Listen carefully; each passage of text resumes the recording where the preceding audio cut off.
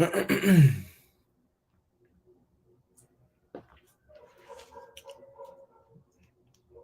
right. All right, Shalom. First and foremost, I want to give all praises, honor, and glory to Yahweh, Bahasham, Yahweh Shai, Bahasham, Racha Kudash. Double honors to the elders and the apostles of Great Millstone, and peace and blessings to the elect. And as you can see in the title, oh, they are about to starve you. And this is an article that I came across a couple of days ago, or maybe a day ago, maybe yesterday. But this is from zerohedge.com. And as you can see in the title, it says EU, right? European Union backs controversial Dutch plans to shut down farms in bid to reduce nitrogen emissions. Okay, they put it out straight. Okay, they got plans. They're backing plans to shut down farms.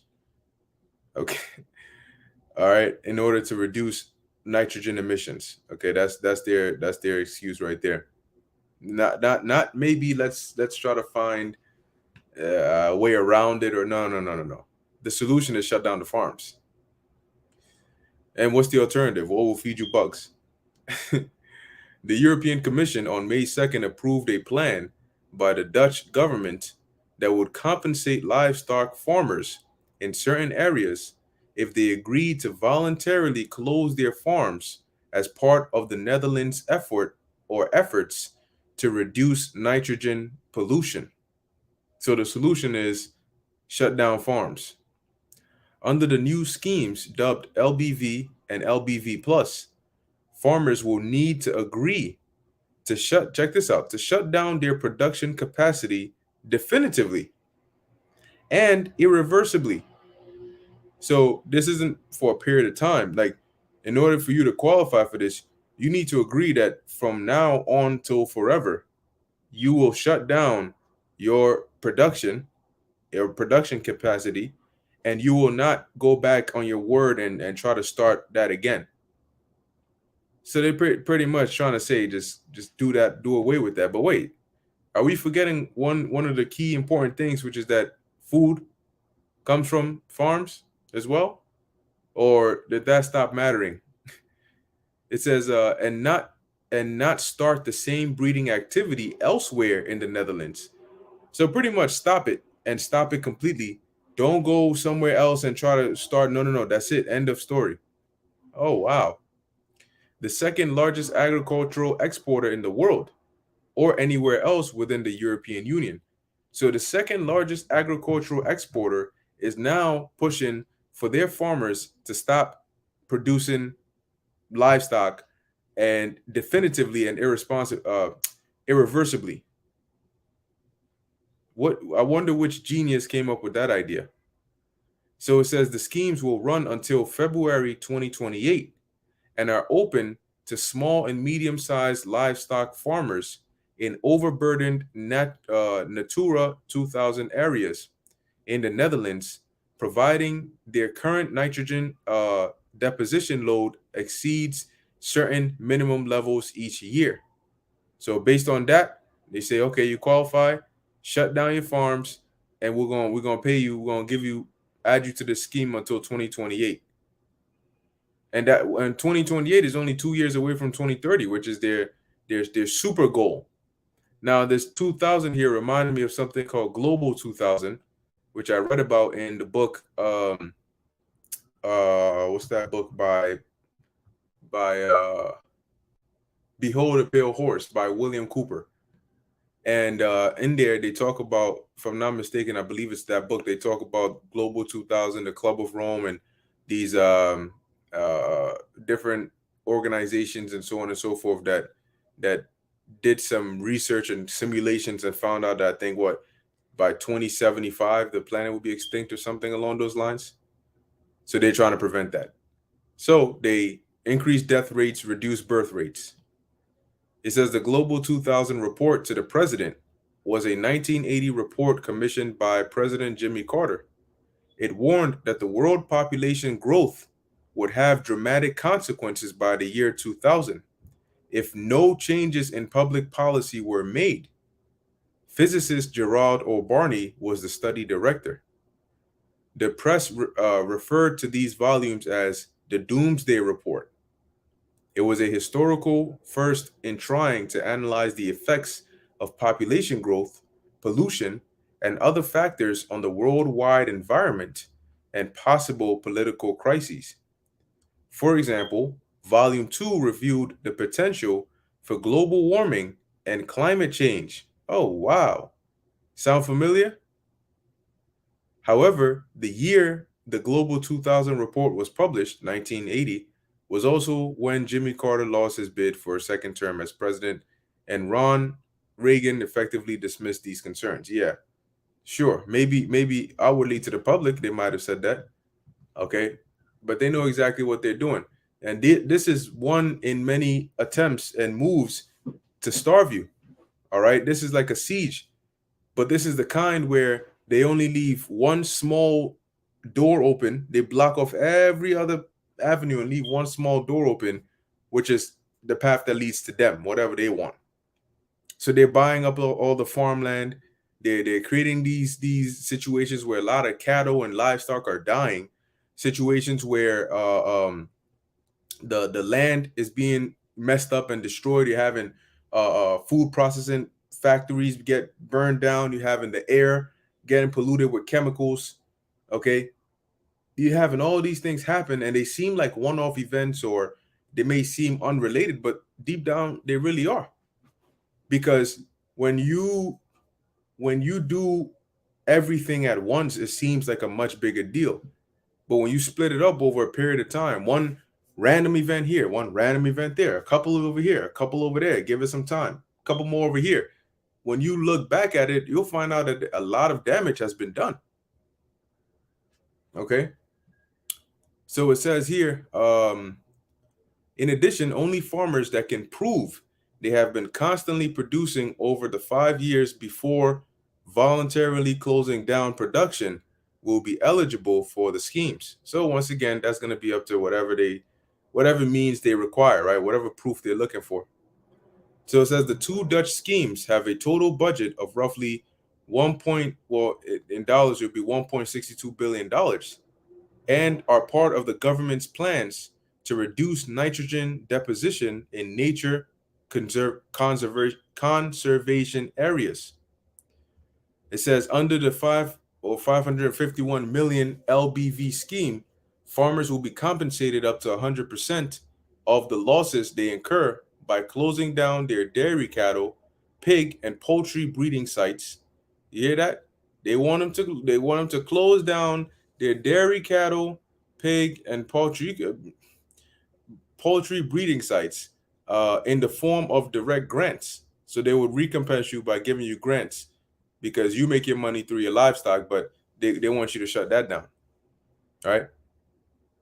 So that's interesting. And then the not to mention the thousands of livestock or poultry that are being killed off and be so-called dying from bird flu. A statement from the European Union. It says here, compensation, cool. That is cool. Let's go down here. Necessary and appropriate. According to the European Commission, shutting down certain facilities producing high levels of nitrogen pollution is necessary and appropriate. Now, you notice how when it comes to this, they're not really even trying to weigh out the pros and the cons. They're not trying to say that, yeah, but I mean, you need them to produce food. No. They're just harping and highlighting what they want to highlight, which is, this nitrogen pollution is a problem and is affecting us on a global scale. So we need to shut down this and shut down that and shut down this and that and the third. So what's the solution? Synthetic biology, synthetic meats, bugs, Hakuna Matata. So it says here to improve. All right, it says necessary and appropriate to improve the environmental conditions of the targeted areas and to allow high quality, sustainable, and environmentally friendly production, as well as help meet the policy objectives such as those in the European Green Deal. The commission also found that the compensation to farmers is proportionate because it is limited to the minimum necessary, and that the compensation brings out positive effects that outweigh any potential distortion of compensation and trade in the European Union. So that's what they're worried about. That's interesting. Yeah, that's very interesting. Let's see what else they have here. Tuesday's news release did not state what will happen to farmers who do not agree to voluntarily give up their lands. Interesting. Whoa. I mean, do we even have to be curious about that? I'm sure they always start off with the pseudo optional option. Oh yeah, you have the choice to do this, and so well when they brought the Vanessa, right, for the Pan D, what did they say? They oh, if you come and you take it, we're gonna give you this. We're gonna incentivize you or incentivize it. And then when people said, nah, that's we're not gonna do that, then they turned to what? Mandates. So with their history, do you think that they're just gonna say, "Oh, for those who agree to this, we'll give you this and give you that, and if you don't agree, then that's fine. You just continue doing what you're doing." No, no, no, no. That's not how that's gonna work. Okay. Now it says here, farmers under pressure. One dairy farmer in the Netherlands, interviewed by the Epic Times last year, explained that he would have to cut his livestock numbers by 95% in order to meet the government's new environmental regulations. Another stated that the government had forced him to get rid of 12 cows as part of its efforts to reduce phosphate, and expressed his concerns that he would have to close down his farm if he was forced to get rid of more. Yeah. According to the Dutch political commentator Eva, yep, we're not even going to attempt to pronounce that. We'll just go with Eva. Uh, the plan could see around 3,000 Dutch farmers bought out by the government, and then maybe they see this and they say, "Oh, this is not a bad thing. Let's start spreading this elsewhere, and not just in the Netherlands." But you always need to have a starting point, right, for these kinds of things. This is how they do it. They put a knife to the farmers' throats. They make sure they don't get their license renewed. They're plaguing them with new rules and restrictions every day, and then offer them a bribe, knowing many will take it out of pure desperation. It's all so vile. Yeah, it's all so vile. And when it gets to the point where now they done blocked off all your options and avenues, they're gonna starve your ass. Okay, and they know food is a very, very, very big motivating factor, and the scriptures tell you about that, right? This is the book of Second Ezra, chapter 16, verse. Um, I'm going to start at 18 and jump down. It says, "The beginning of sorrows and great mournings, the beginning of famine and great death, the beginning of wars." Now, the key word here is famine, right? So, what are they doing? They're cutting down the food supply. They're doing it overtly and covertly, and people are being distracted by all other means of other things. It says, "And the power shall stand in fear. The beginning of evils, what shall I do when these evils shall come?" Right? Now let's jump down to verse 20. Let's see, where is it? Where is it? Where is it? Uh, let's see. There we go. Verse 22. It says, "For many of them that dwell upon earth shall perish of famine," for lack of food, for not having access to it, they're going to die. So a lot of people are going to starve. It says, "And the other that escape the hunger shall the sword destroy. And the dead shall be cast out as dung, and there shall be no man to comfort them. For the earth shall be wasted, and the cities shall be cast down." And that's what's going to happen. Now it says here, "There shall be no man left to till the earth." When you till the earth, you basically, oh, actually, let me just read what they have here. All right, so it says tillage, turning the soil to control for weeds and pests and to prepare for seeding. So like the preparation of it. Okay, where before you plant the stuff in here, right? It says the purpose of tilling is to mix organic matter into your soil, help control weeds, break up crusted soil, or loosen up a small area for planting. So they till the ground, right? And that the scripture is telling you here that there shall be no man left to till the earth and to sow it. So they till it in preparation and they sow it when they actually plant. But the time is coming when you're not going to have any more of these. Well, what are we seeing here in the EU? They're trying to stop these farmers, okay? Because I mean, farmers don't just deal with livestock, right? They also deal with planting and all those things. But now they're buying up all the farmland. They're forcing farmers to have to use GMO seeds, and basically trying to push them out of the natural way of doing things and saying, all right, you either going to play ball our way or you're not going to play at all. So they're setting this thing up for a lot of people to die. And the Lord put that spirit upon them because this is prophecy, right? The trees shall give fruit and who shall gather them? Because usually who does that? The farmers, because they're the ones who plant it. But there's going to be a lot of that is going to be done away with, right? Verse 26, the grapes shall ripen and who shall tread them? Meaning to make wine, because you would tread the grapes to get the blood of the grapes. It says, for all the places shall be desolate of men. So that time is coming too. All right, now this is the book of 2nd Ezra chapter 6, verse 21. And verse 22.